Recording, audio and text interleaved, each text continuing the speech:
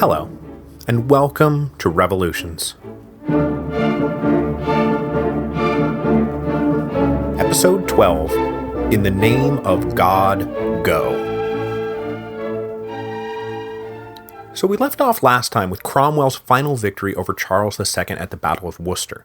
Although, for those of you who missed it, I did manage to find some time last week to put together a couple of supplementals, one on John Lilburne and one on the Diggers. But in terms of the main storyline, we left off on September the 3rd, 1651. The Royalists are broken, Charles II is in flight, the era of Republican England is at hand. Only, no one quite knew what that meant. So, by all means, let's go find out. Since the execution of Charles I back in January 1649, already almost 2 years ago, the executive functions of government had passed into the hands of the Council of State. This council of 40 men was composed mostly of civilian leaders. There were not nearly as many army officers as you'd expect from a government that is so often characterized as a military dictatorship. With the final defeat of royalism, though, it was high time to start discussing a more permanent constitutional system, which meant it was time to start discussing how to dissolve the current parliament, which had technically been sitting for more than a decade, though by now it had degenerated into that small or inferior remnant or offshoot, the Rump. In October 1651, the Rump began considering how to hand power over to the new parliament. But that turned out to not be the most important issue of the day, because on October the 9th, 1651, largely thanks to Oliver Cromwell, Parliament passed the famous Navigation Act. And what was important about the Navigation Act? Oh, that's right, it pretty much starts the First Anglo-Dutch War. Because, yeah, in about 6 months, England and the United Provinces are going to be mired in a naval war. But, I will tell you, we are not going to get mired in the First Anglo-Dutch War.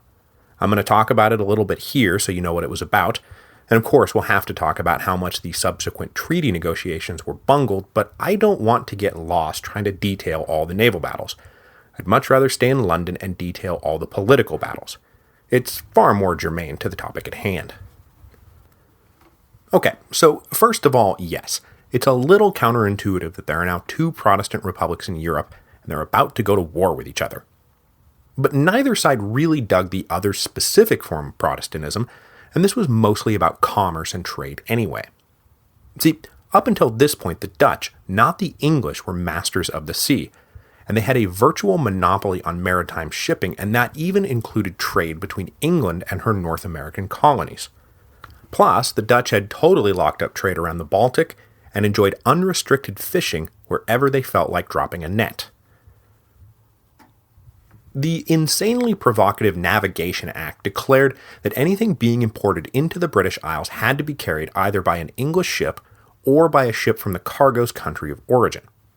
This was a direct assault on the Dutch's transportation monopoly. The Navigation Act also said that any fish brought into the British Isles had to have been caught by an English ship.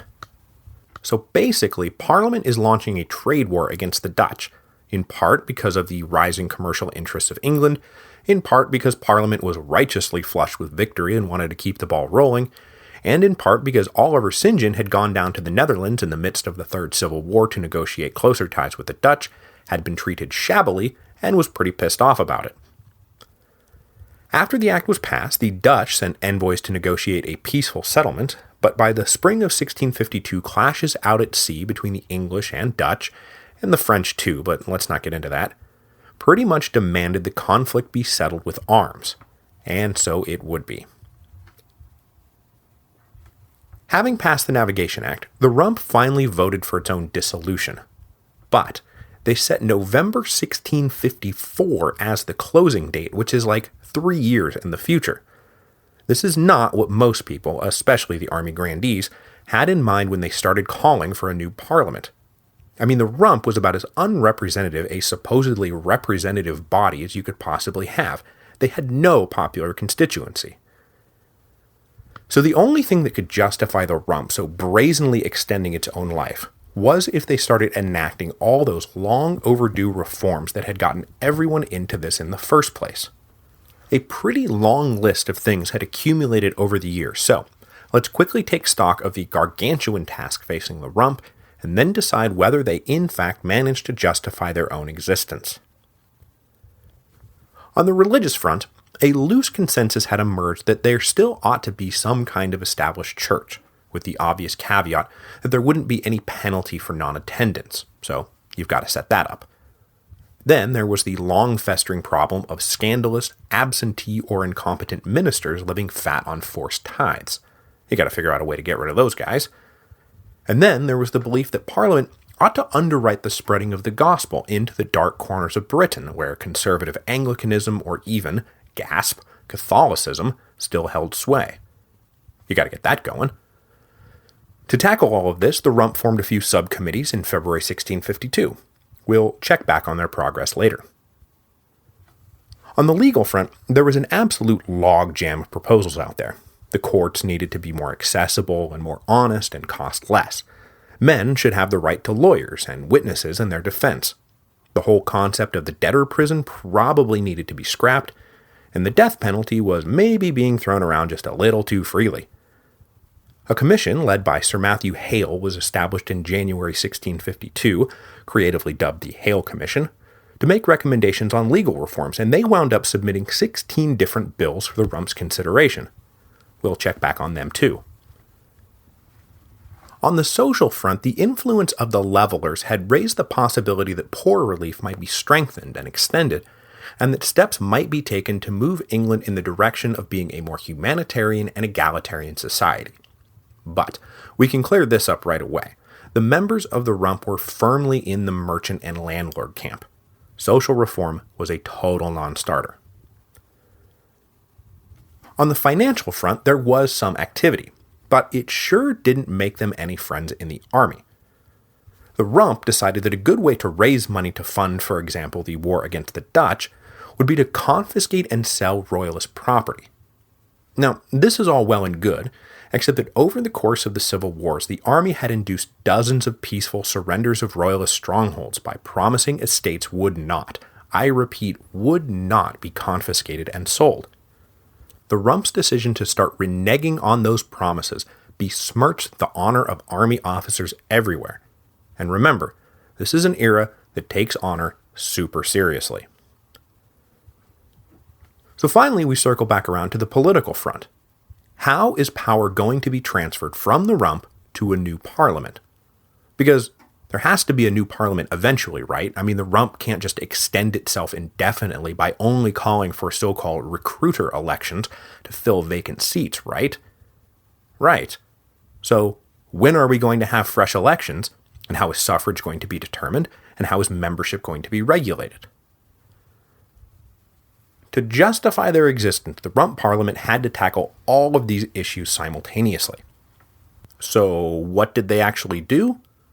They met 4 days a week, usually only for a morning session, and accomplished exactly nothing. No religious settlement, no legal reforms, really no social programs. Plus, it looked an awful lot like they were concocting a recruiter election scheme to perpetuate themselves indefinitely so they could all get rich. By August 1652, the senior command of the army was getting super annoyed with the Rumps in action, and they presented a petition that was meant to prod the small or inferior remnant or offshoot in the direction of, doing something. And of course, it was capped off with a demand that the Rump had better come up with a plan to dissolve itself. Now, before we go on, I should mention one thing. On the issue of succession, the members of the Rump probably had a keener political instinct than the army did, because they knew that something like half the country still harbored royalist sympathies. Free elections are a wonderful thing, but let's not kid ourselves. There's a damn good chance whoever wins will get together in Westminster and immediately vote to restore the monarchy. But frustration in the army with the Rump blinded them to this fact. They wanted a new government. So, what kind of new government did the army want? Since we can't go 5 minutes without people splitting up into competing factions, it is time for the army to start splitting up into competing factions. Now, of course, Oliver Cromwell was everyone's supreme leader. But below him, his officers started lining up behind John Lambert on one side and Thomas Harrison on the other. Lambert and Harrison were old comrades in arms and had both just played a major role in the victory over Charles II, so right now their disagreements were by no means hostile or bitter. But there were differences. Specifically, Lambert tended toward a more secular Republican vision of England's future, while Thomas Harrison was angling for an unapologetic theocracy, because Thomas Harrison was a fifth monarchist. The Fifth Monarchists were one of those radical Christian sects that were able to flourish as the old order broke down during the Civil Wars. Their name came from the book of Daniel, where the prophet describes 4 earthly kingdoms, which they took to be the Babylonians, Persians, Greeks, and Romans. The Fifth Monarchists believe that after the fall of Rome, a prophesied fifth kingdom, ruled by the Son of Man, would last for 1,000 years. They took this Son of Man to be the Pope, believed his 1,000 years were up, and that he was about to be succeeded by the kingdom of Christ on earth. It was the job of the Fifth Monarchists to pave the way for his return. The execution of the wicked King Charles was a part of that process, and next up would be establishing the rule of the saints. As a devout Fifth Monarchist, Thomas Harrison believed that when the Rump was dissolved, it should be replaced by a closely held assembly of godly men. Godliness being determined, of course, by the Fifth Monarchists. By the end of 1652, the Rump had done nothing to mollify the army, and in fact ticked them off even more in November by ordering another 700 royalist estates confiscated. In January 1653, officers started gathering in London. As the weeks continued to roll by without anything getting done, calls for Cromwell to step in and forcibly dissolve the Rump grew louder. But Cromwell resisted taking such a drastic step. As March turned to April, however, the Rump entered what can only be described as a suicidal death spiral. They had finally taken up a regular Wednesday meeting to hash out how the next Parliament would be elected, but on March the 30th, 1653, they abruptly set aside the matter and moved on to other things. Then, 2 days later, they failed to renew funding for a project to spread the gospel in Wales, which enraged not just Harrison and the Fifth Monarchists, but godly men of all stripes. By now, a final confrontation was looming. Cromwell had stopped attending the Council of State, and on April 18th and 19th, he met with his senior officers and what allies in Parliament they had left to hash out a plan for the Rump to elect a 40-man caretaker government to run the country until new elections could be held, and then disband themselves. Cromwell left this meeting apparently believing that the MPs he had just met with were going to take the proposal back to the Commons and get it, if not passed, then at least debated. But as he sat in a meeting at Whitehall the next day, a breathless messenger showed up with news that the Rump was considering a bill on political succession all right, but it was not Cromwell's bill.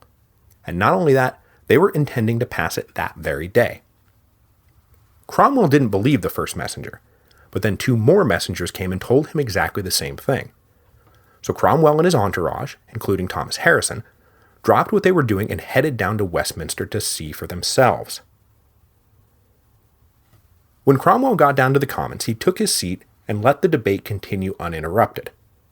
Just as the speaker was about to call a vote, though, Cromwell said some words privately to Harrison, then rose and began to speak. He started out calmly enough, praising the good work they had done, but then he abruptly turned on them, started cataloging their faults, and suddenly concluded, "It is not fit that you should sit here any longer. You have sat too long here for any good you have been doing lately."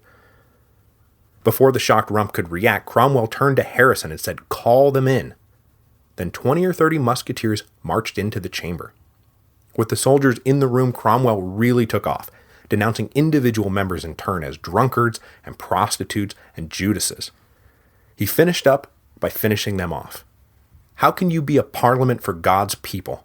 Depart, I say, and let us have done with you. In the name of God, go." Then the soldiers started to clear the room. There was commotion and protest, but everyone got hustled out in a hurry. And that, my friends, was the end of the Rump Parliament. At least for the time being. Cromwell's decision to dissolve the Rump was almost certainly spur of the moment, though there has been much argument about this over the years. But the whole incident is shrouded in a bit of mystery, because, get this, no one knows the contents of the bill the Rump was actually debating. Seriously. Cromwell grabbed it off the table and no one has seen it since. I think a very likely scenario, presented by Austin Woolrich in Britain and Revolution, is that Cromwell thought the bill was about to set up self-perpetuating recruiter elections, and that's why he felt compelled to take such a drastic step. But upon reviewing the language of the bill, he realized that wasn't what it said at all. Because if it had been about recruiter elections, he would have made like 10,000 copies and said, look, they were trying to perpetuate themselves into eternity, and that's why I had to step in. But instead, the one copy of the bill was destroyed, which makes you wonder. Premeditated or not, the dissolution of the Rump was a military coup that snuffed out the last pillar of the old constitution of king, lords, and commons. When the Long Parliament convened back in 1640, no one, and I mean no one, thought that in a little over a decade, the entire political system would have collapsed onto the shoulders of an obscure country gentleman that no one has ever heard of. Least of all, the obscure country gentleman that no one has ever heard of himself. 2 days after the Rump was tossed out, Cromwell convened a new Council of State. Under what authority did he convene the new Council of State? Look, it's a Council of State, so just go with it, okay? The first and really only order of business was to figure out who or what the Council of State could hand power off to, which Cromwell wanted to happen as soon as possible to avoid accusations that he was running a military dictatorship. John Lambert, who was probably more disgusted with the Rump than anyone, favored a small executive committee that would be streamlined enough to actually get things done. Thomas Harrison, on the other hand, wanted a larger body, but one whose membership would be tightly restricted to the godly, establishing that rule of the saints that would pave the way for the coming kingdom of Christ. In the end, the Council of State set up an assembly of 140 members, representing every county in England, plus 6 members each for Scotland and Ireland. These members, however, were not going to be elected. Instead, candidates would be nominated by a convention of army officers, and then a majority vote would confirm them. Conscious of the dicey political ground upon which he stood, Cromwell also went out of his way not to call this new assembly a parliament, and instead it was referred to as the nominated assembly, though that is not what history is going to call it. With the candidates all selected, the nominated assembly was set to meet on July the 4th at Whitehall, not Westminster, because, like I say, Cromwell really didn't want people to mistake it for a parliament. In the meantime, the war with the Dutch was reaching its climax. England looked like it was going to be the winner, but really, both sides were ready to call it quits. When Dutch ambassadors came to London in June to hash out a treaty, though, the Council of State presented them with absurdly harsh terms that the Dutch just couldn't accept. So the fleets had to go back out for one more big battle in August, which the English again won, but not without considerable losses. The war needed to end. Both sides recognized it.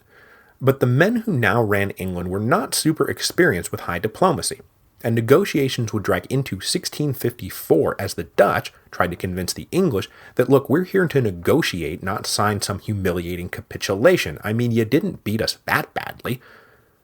At one point, Cromwell even had to open up a secret correspondence with the Dutch envoys, basically begging them to be patient while he tried to talk some sense into his guys. Now, as I just mentioned, the nominated assembly that gathered in July 1653 is not known to history as the nominated assembly.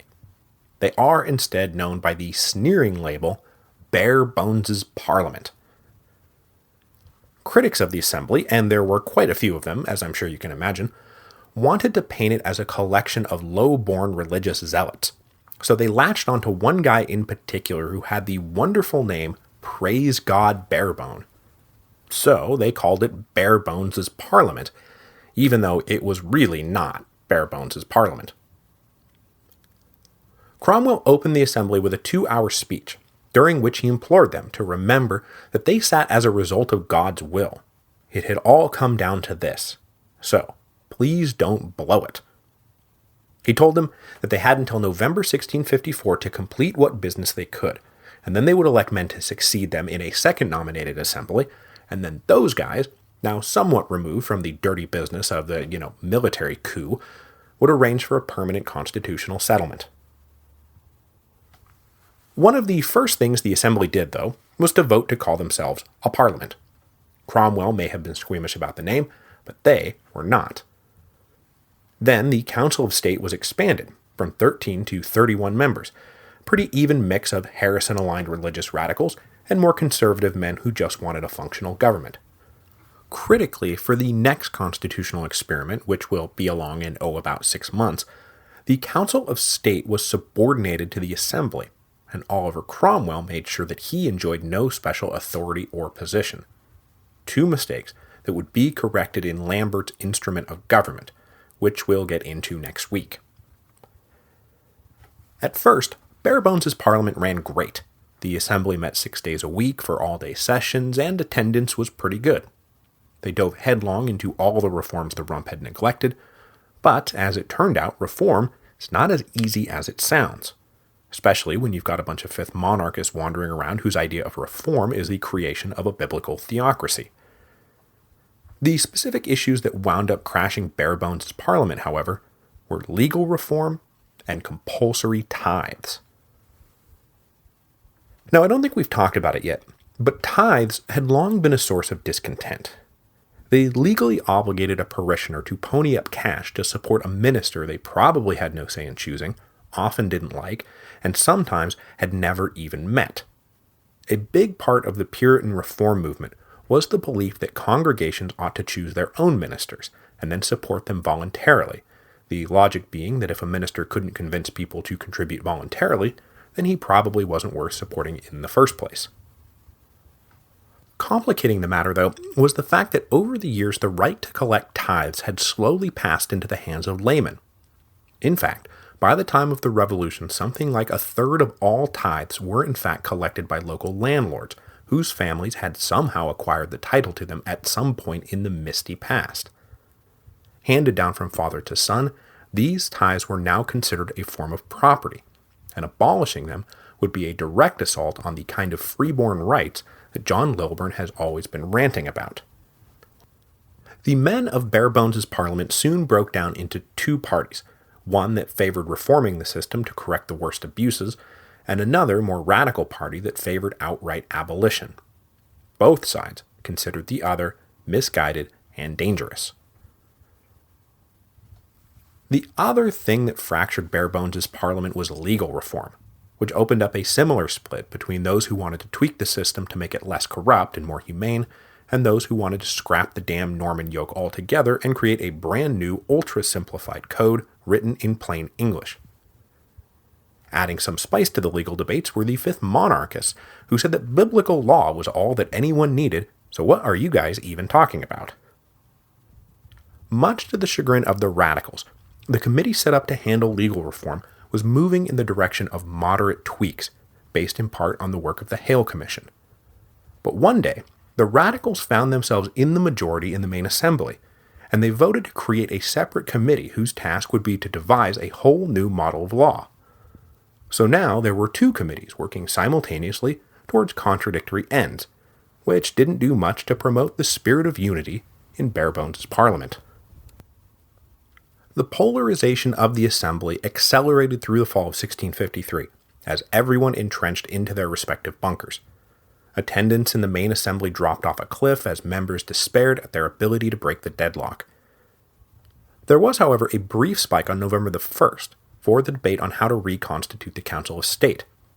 It had been decided that 16 of the councillors would automatically keep their seats, while the other 15 would face possible replacement. The radicals, especially the religious radicals, got beat bad in the subsequent vote, and even Thomas Harrison just barely managed to keep his place in the council. The rebuke led the fifth monarchists to essentially withdraw their support from the assembly. They began to attack it mercilessly in sermons and pamphlets, which only demoralized and degraded the body even further. By the middle of November, only about 50 guys were showing up to work each day. By now, John Lambert too had given up on the assembly, though obviously not for the same reasons as Thomas Harrison. And as it turned out, Lambert was not just an excellent military officer, he was also something of a political philosopher. Sensing that Barebone's Parliament was not long for this world, Lambert spent the autumn of 1653 writing the Instrument of Government, which he hoped to get adopted as the first written constitution in English history. We'll talk more about the instrument next week because Lambert is about to get his wish. But before we can really get into it, Barebone's Parliament needs to die. So, let's go ahead and kill it right now.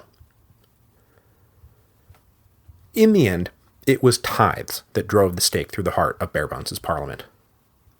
By early December, the moderates had put together a reform package aimed at correcting the worst abuses, while leaving the system itself intact.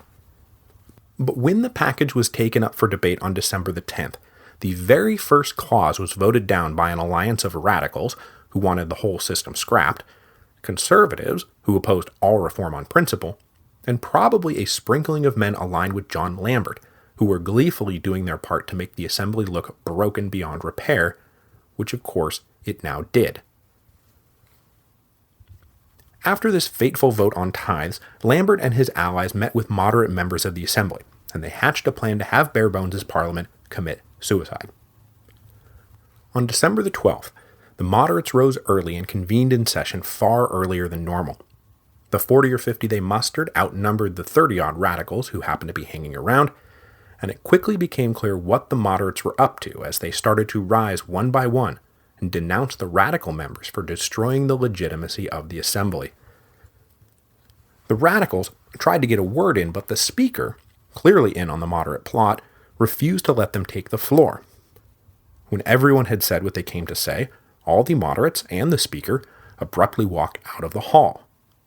As they walked out, a company of soldiers walked in to forcibly eject anyone who tried to stay behind. The radicals attempted to stand their ground, but, men with guns. When the moderates left the hall, they marched straight over to Oliver Cromwell and tendered their collective resignation. Now, Cromwell knew something was up, and had in fact already seen a copy of Lambert's Instrument of Government, but he had been holding out hope that the nominated assembly would persevere. When he accepted their mass resignation, he claimed to be surprised, and maybe he was, but he can't have been that surprised. For the second time in a year, the political system of England has collapsed onto the shoulders of Oliver Cromwell. Next week, he will again try to get this weight off his shoulders as quickly as possible by helping to inaugurate the Instrument of Government, the first written constitution in English history. But Cromwell wouldn't be able to shed all the weight, because one of the main problems Lambert hoped to solve with the instrument was that the nation required a much stronger executive branch.